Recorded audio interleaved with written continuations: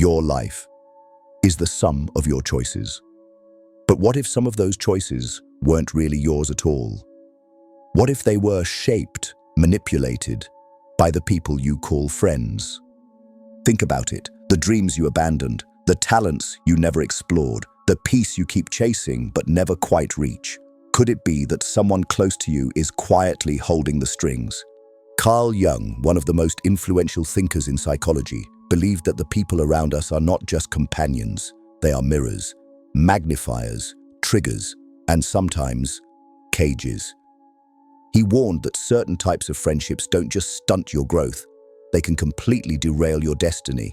They don't do it loudly, they do it quietly, through influence, through presence, through emotional contracts you didn't even know you signed.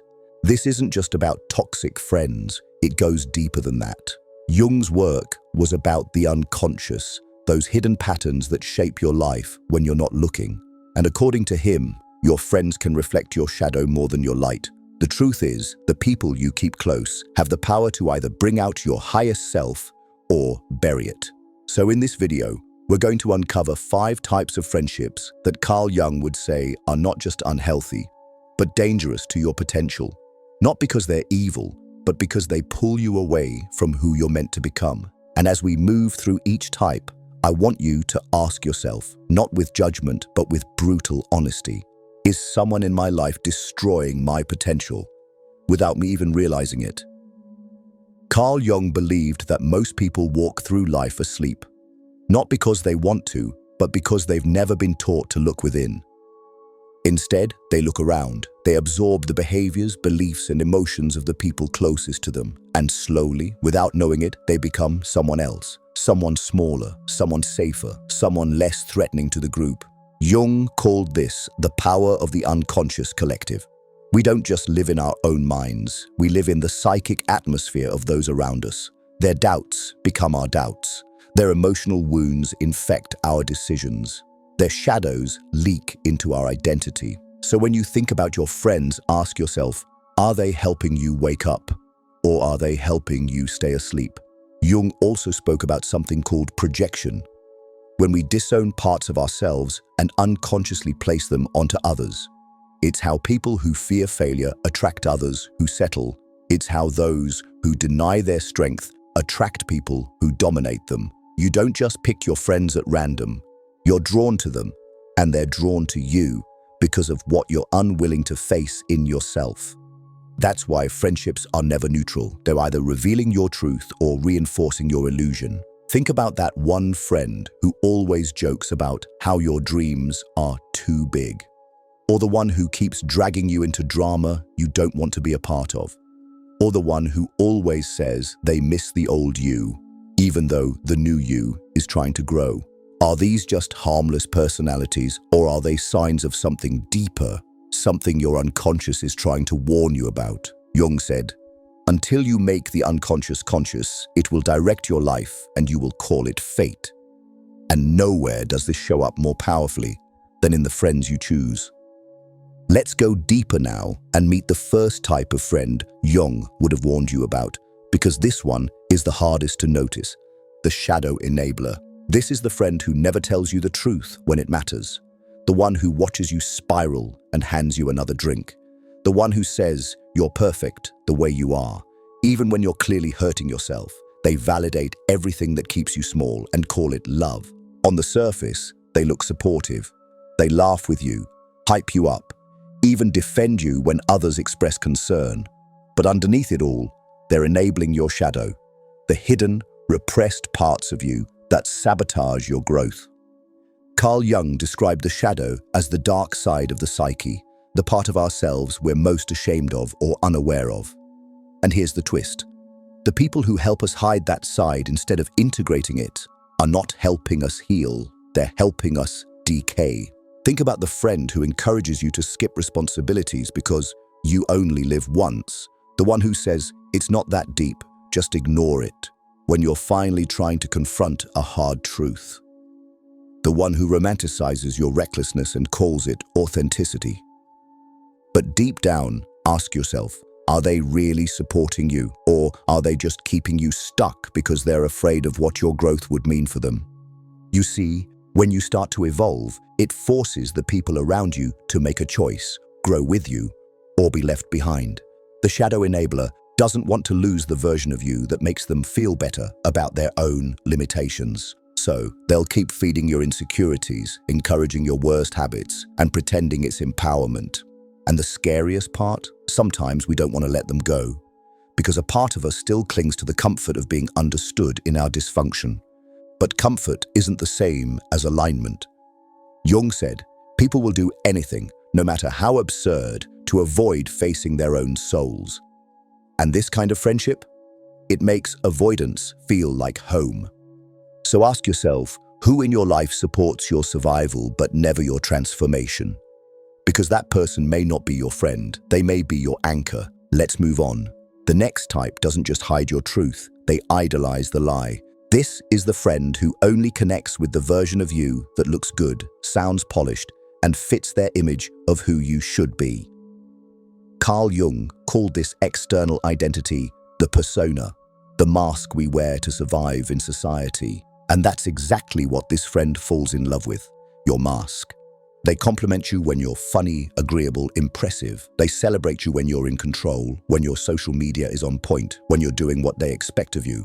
But the moment you show vulnerability, doubt, anger, depth, they pull back, or worse, they make you feel ashamed. Over time, without even realizing it, you start performing your life. You stop sharing your truth. You filter your emotions. You shape yourself into a palatable version just to keep their approval. Because you know, if the real you shows up, the friendship might not survive.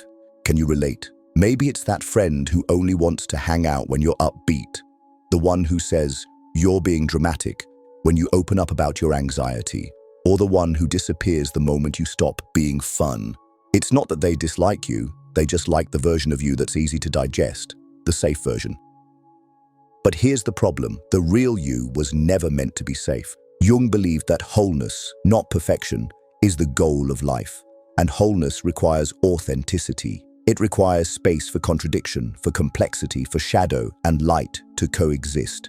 A friend who only loves your light forces you to exile your shadow. And that, over time, leads to a quiet kind of death, the death of your potential. So ask yourself, who do you shrink for?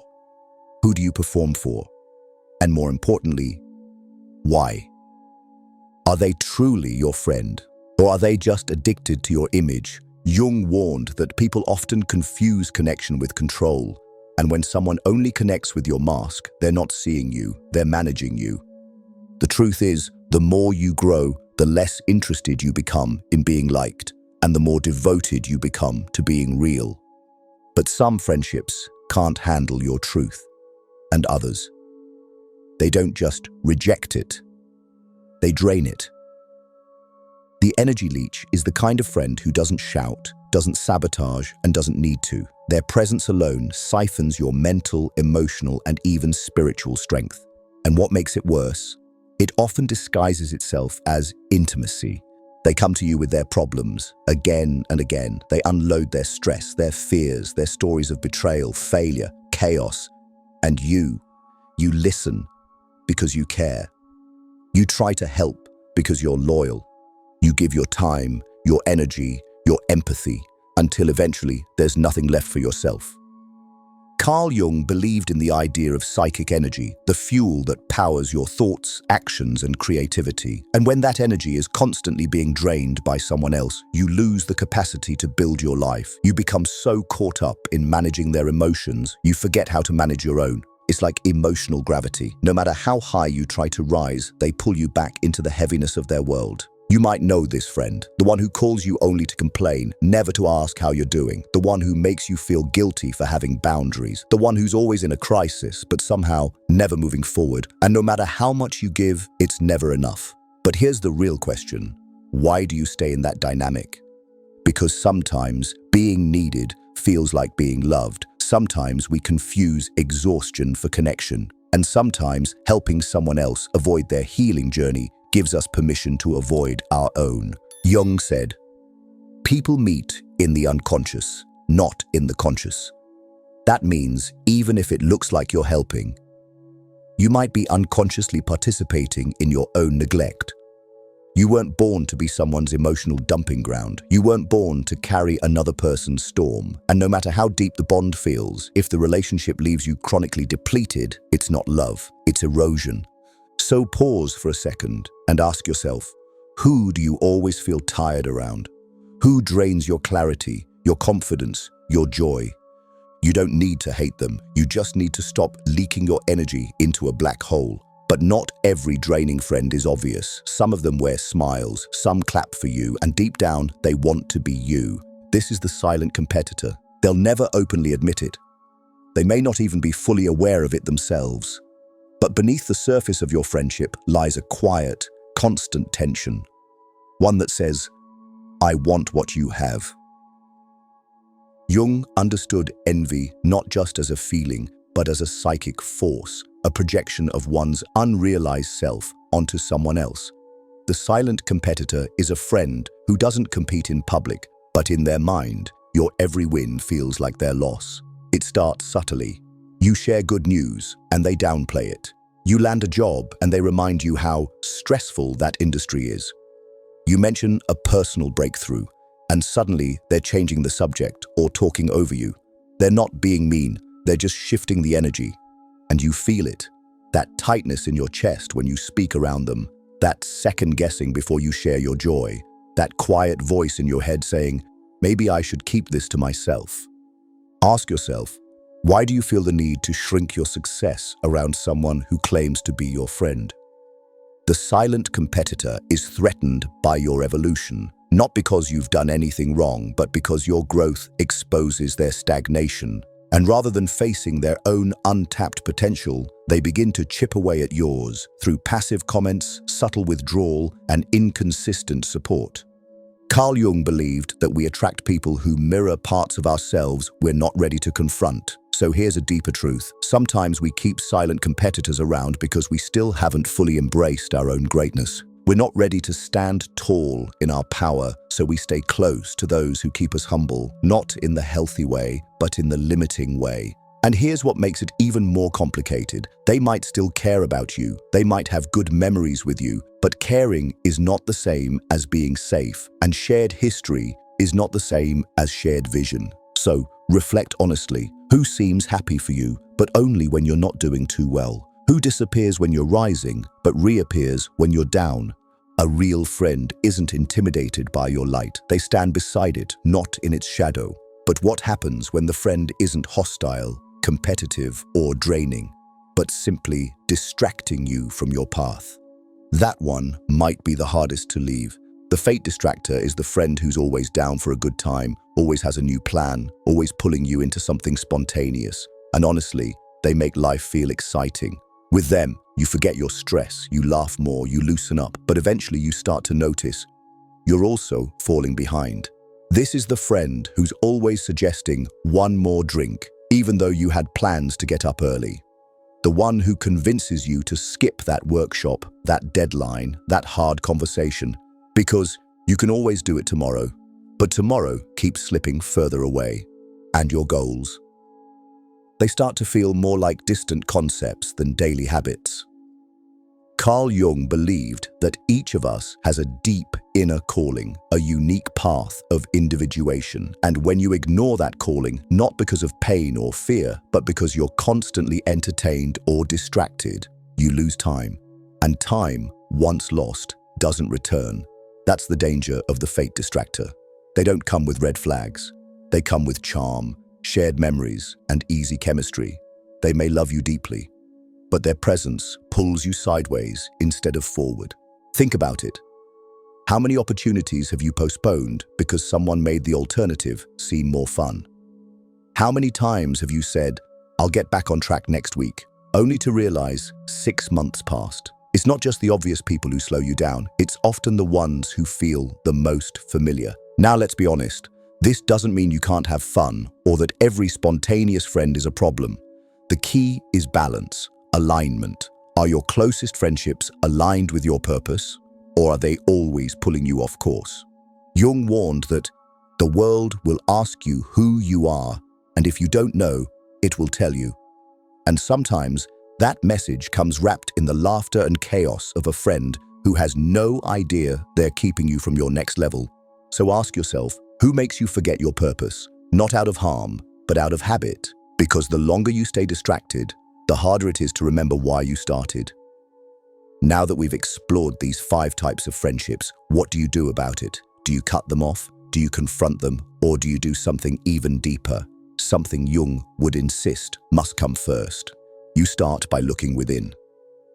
Carl Jung's entire philosophy was rooted in the idea that we must make the unconscious conscious, that the people in your life are not random, they are reflections of your inner world. So before you blame, block, or break away, ask yourself, what part of me attracted them? What was I seeking? What was I avoiding? This isn't about guilt, it's about clarity. Maybe the shadow enabler stayed in your life because a part of you was afraid to grow. Maybe the persona mirror felt safe because you weren't ready to be seen. Maybe the energy leech filled a space where your own boundaries were never built. Maybe the silent competitor mirrored your own unresolved insecurities. And maybe the fate distractor distracted you because deep down, purpose felt terrifying. Here's the truth. Every friend that stays in your life without resistance is being allowed to stay.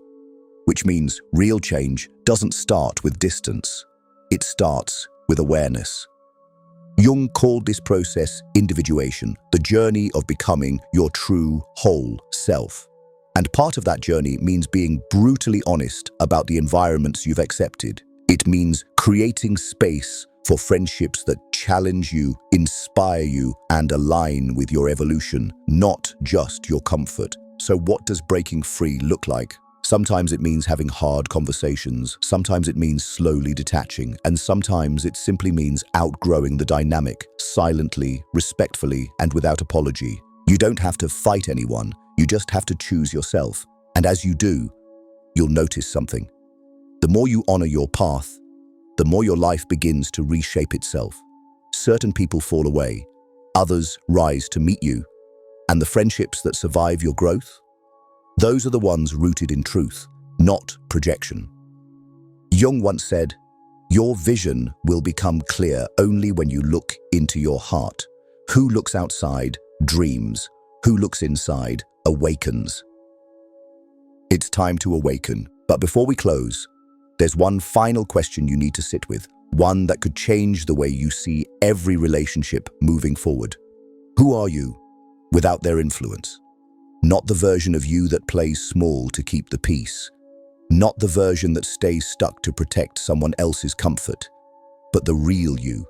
The one buried beneath years of compromise, habits shaped by others, and dreams you quietly shelved because someone convinced you they weren't realistic. Carl Jung believed that the path to becoming whole requires a shedding, a peeling away of all the layers that aren't truly yours. And some of those layers? They came from friendships that felt good, but fed your fear more than your future. You weren't born to fit into anyone's projection. You were born to become fully, fearlessly, and unapologetically yourself. So look at your life, look at your circle, ask yourself, who brings you peace, who brings you power, and who brings you problems that keep repeating? Because not every friend is meant to go with you. Some were only meant to show you what you needed to see, and once you've seen it, it's your job to choose differently. This isn't about cutting people off in anger, it's about reclaiming your direction with clarity. The most powerful shift you'll ever make isn't changing your environment, it's changing what you accept in that environment. So I'll leave you with this. You don't have to explain your evolution, you just have to live it. Quietly, boldly, fully. Because the right people, they won't just accept your potential, they'll protect it. And maybe that's the difference between a friend and a fragment of your past. Now, I want to hear from you. Who stood out the most in this video? Was it the shadow enabler, the silent competitor? Drop it in the comments, because that awareness alone is a step toward becoming who you were always meant to be. And if this spoke to you, don't keep it to yourself. Share it, because you never know who's trapped in the wrong circle, forgetting just how powerful they are. Until next time, protect your path. It's yours for a reason.